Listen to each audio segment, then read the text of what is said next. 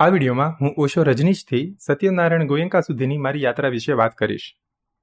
વાત શરૂ કરતા પહેલાં જ એક ચોખવટ કરી દઉં કે ઓશો અને ગોયંકા મારા માટે પ્રતિસ્પર્ધીઓ નથી.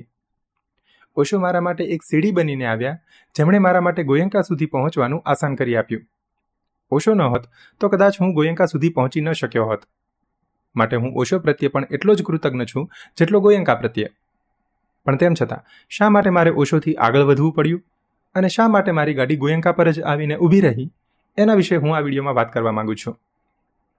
ટૂંકમાં વાત એમ છે કે ઓશો મારા માટે પ્રત્યેક બુદ્ધ સમાન છે અને ગોયંકા સમ્યક સંબુદ્ધ સમાન છે.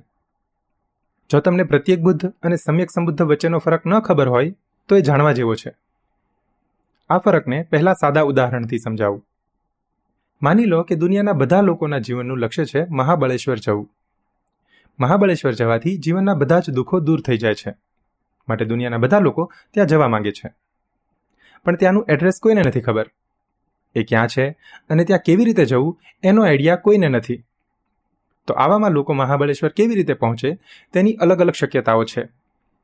એક શક્યતા એવી છે કે કોઈ વ્યક્તિ બધા જ કામો છોડીને ફક્ત મહાબળેશ્વરની શોધમાં જ નીકળી પડે.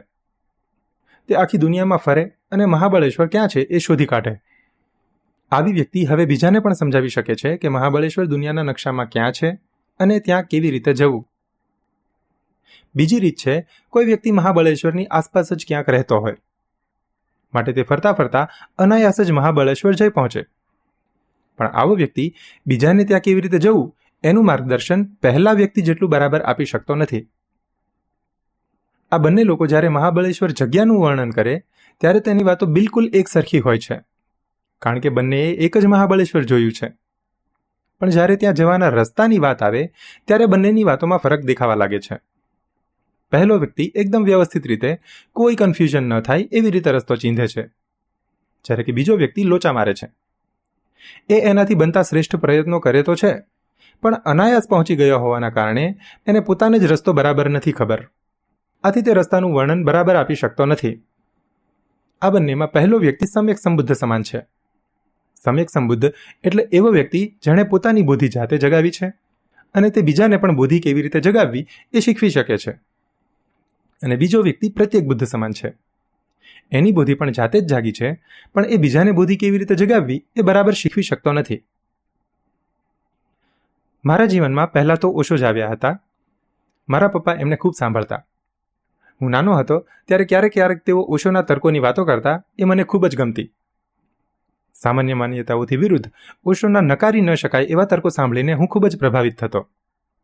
ત્યારબાદ કોલેજના વર્ષોમાં મેં એમના સેંકડો પ્રવચનો જાતે સાંભળ્યા. આનાથી મને ખૂબ નવું જાણવા મળ્યું અને મારી વિચારસરણીમાં ઘણો ફરક પણ આવ્યો. પણ ધીમે ધીમે એક સમય એવો આવ્યો કે હવે મને એમના પ્રવચનોમાંથી નવું મળવાનું બંધ થઈ ગયું. મેં એમના પ્રવચનો જ એટલા સાંભળી લીધા હતા કે હવે એમની વાતો એકની એક જ લાગતી. માટે હવે મેં એમને સાંભળવાનું બંધ કરી દીધું. પછી હું ભણવામાં અને કરિયરમાં જ વ્યસ્ત રહ્યો. MBBS પૂરું કર્યું, ત્યાર પછી MD કર્યું. આ દરમિયાન લગ્ન થયા અને અંતે નોકરીમાં જોડાયો.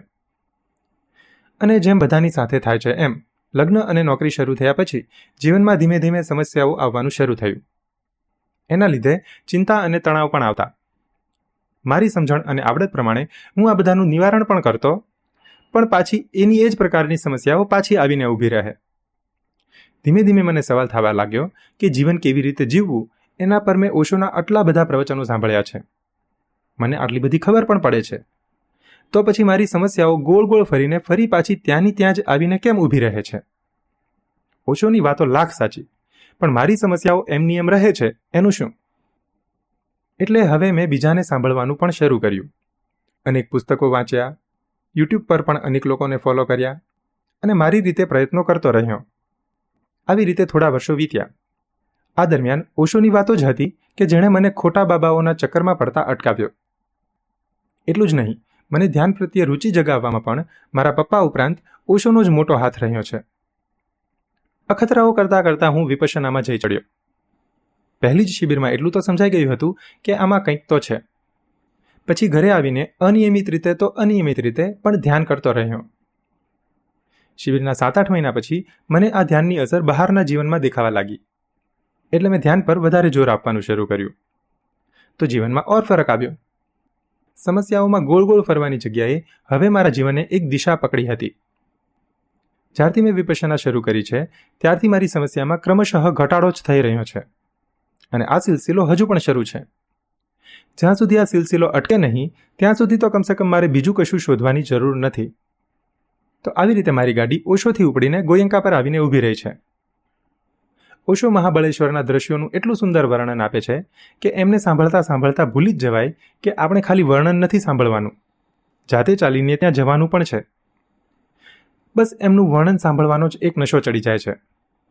અને એવું પણ નથી કે આ વર્ણન ખોટું છે, એમનું વર્ણન સાચું જ છે, પણ એ વર્ણન સાંભળીને આપણને ત્યાં પહોંચવામાં મદદ મળતી નથી. કમસે કમ મને તો નથી મળે.